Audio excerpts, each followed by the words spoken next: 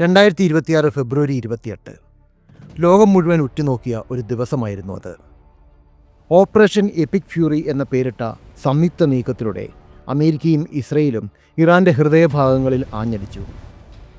ഇറാൻ്റെ പരമോന്നത നേതാവായ അലി ഖമനേയിയുടെ വധവും മണിക്കൂറുകൾക്കുള്ളിൽ ഇറാൻ തിരിച്ചടിച്ചതും തുടർന്നുണ്ടായ യുദ്ധവും മിഡിൽ ഈസ്റ്റിനെ മാറ്റിമറിച്ചു. ഇറാൻ്റെ ഏറ്റവും വലിയ കരുത്തായി അവർ കരുതിയിരുന്നത് ആയിരക്കണക്കിന് വരുന്ന ഷഹേദ് ഡ്രോണുകളായിരുന്നു. എന്നാൽ ഈ മഹായുദ്ധത്തിൽ നമ്മൾ കണ്ടത് മറ്റൊന്നാണ്. ഇറാൻ്റെ ഈ ഡ്രോൺ തിരമാലകൾ അഥവാ ഡ്രോൺ സ്വാംസ് പാശ്ചാത്യ പ്രതിരോധ കോട്ടകൾക്ക് മുന്നിൽ തകർന്നടിയുന്ന കാഴ്ച. ഇന്ന് നമ്മൾ പരിശോധിക്കുന്നത് ഇറാൻ്റെ ഡ്രോണുകളുടെ സ്പെസിഫിക്കേഷനുകളും അവയെ നേരിടാൻ അമേരിക്ക പ്രയോഗിച്ച വിദ്യകളും. ഈ യുദ്ധം ലോകത്തിന് നൽകുന്ന പാഠങ്ങളുമാണ്. ഇറാൻ്റെ ആയുധപുരയിലെ 3 പ്രധാന വില്ലന്മാരെ നമുക്ക് പരിചയപ്പെടാം. ഷഹേദ് 136 ഇതാണ് ഇറാൻ്റെ ഏറ്റവും പ്രശസ്തമായ കാമക്കാസെ ഡ്രോൺ.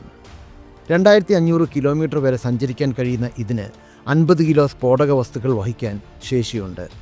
വെറും $20,000 മാത്രമാണ് ഇതിൻ്റെ നിർമ്മാണ ചെലവ്. ഷഹീദ് 238 ഇതൊരു ജെറ്റ് എഞ്ചിൻ ഡ്രോണാണ്.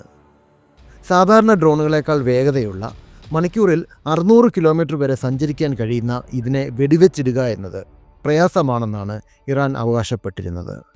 3 ഷാഹിദ് ബഗേരി ഇതൊരു കൂറ്റൻ കപ്പലാണ്. 100 കണക്കിന് ഡ്രോണുകളെ കടലിൽ വെച്ച് വിക്ഷേപിക്കാൻ കഴിയുന്ന ഈ ഡ്രോൺ കാരിയർ ഇറാൻ്റെ നാവിക ശക്തിയുടെ അടയാളമായിരുന്നു. എന്നാൽ ഈ ഡ്രോണുകളുടെ ഒരു വലിയ ബലഹീനത അവയുടെ IC അഥവാ തലച്ചോറാണ്. ഇതിലുപയോഗിച്ചിരിക്കുന്നത് ഇൻ്റൽ, ടെക്സാസ് ഇൻസ്ട്രുമെൻറ്റ്സ് തുടങ്ങിയ കമ്പനികളുടെ സാധാരണ നിലവാരമുള്ള ചിപ്പുകളാണ്. ഇവ GPS സിഗ്നലുകളെ അമിതമായി ആശ്രയിക്കുന്നു. ഒരു ഇലക്ട്രോണിക് തടസ്സമുണ്ടായാൽ ഇവയ്ക്ക് ലക്ഷ്യസ്ഥാനം കണ്ടെത്താൻ പ്രയാസമാകും. അതേസമയം ഇറാൻ്റെ ആയിരക്കണക്കിന് ഡ്രോണുകളെ നേരിടാൻ അമേരിക്ക പയറ്റിയത് വളരെ ബുദ്ധിപരമായ തന്ത്രങ്ങളാണ്. 1 ലൂക്കാസ് ഡ്രോൺസ്.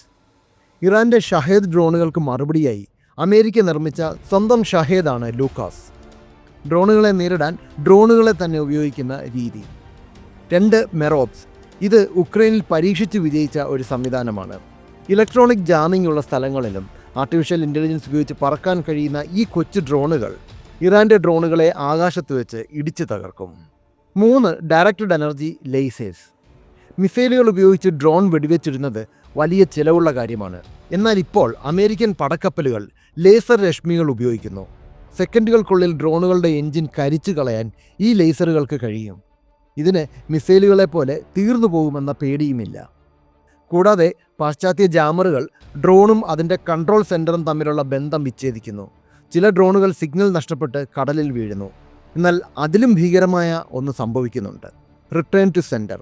അതായത് ജാമറുകൾ ഡ്രോണിൻ്റെ ICയെ അഥവാ തലച്ചോറിനെ ആശയക്കുഴപ്പത്തിലാക്കി അത് എവിടെ നിന്നാണോ വന്നത് അങ്ങോട്ടേക്ക് തന്നെ തിരിച്ചുവിടുന്നു. സ്വന്തം ഡ്രോൺ സ്വന്തം താവളത്തിന് നേരെ വരുന്നത് കണ്ട ഇറാനിയൻ കമാൻഡർമാർ പകച്ചുപോയ നിമിഷങ്ങളുണ്ടായി.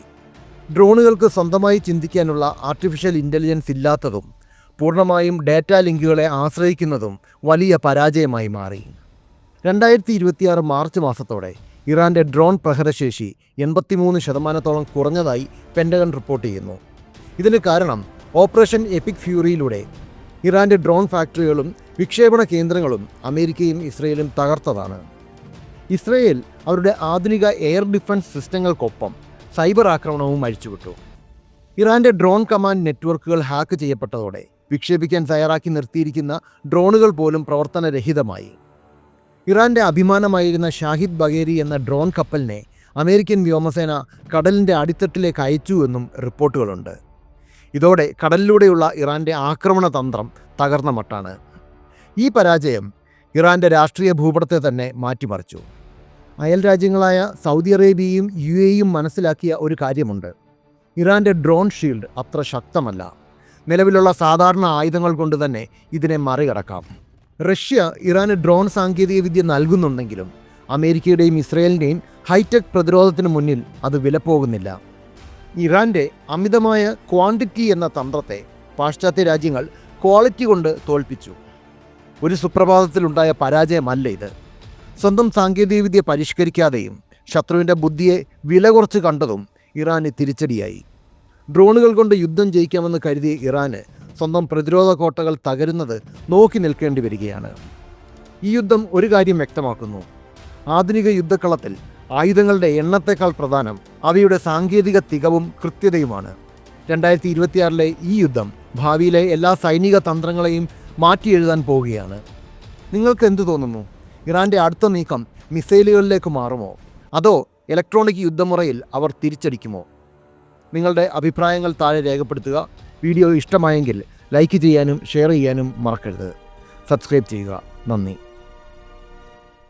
ലോകരാഷ്ട്രീയവും പ്രതിരോധ തന്ത്രങ്ങളും ബിസിനസ് മാറ്റങ്ങളും എന്നിങ്ങനെ നമ്മുടെ ലോകത്തെ രൂപപ്പെടുത്തുന്ന നിർണായക ഘടകങ്ങളെക്കുറിച്ച് വിശകലനം ചെയ്യുന്ന വിശ്വസനീയമായ മലയാളം ചാനലാണ് ചാണക്യ. നിങ്ങൾക്കും നിങ്ങളുടെ ബ്രാൻഡിനും ഞങ്ങളോടൊപ്പം ചേർന്ന് പരസ്യം നൽകാൻ ആഗ്രഹമുണ്ടെങ്കിൽ ദയവായി ബന്ധപ്പെടുക.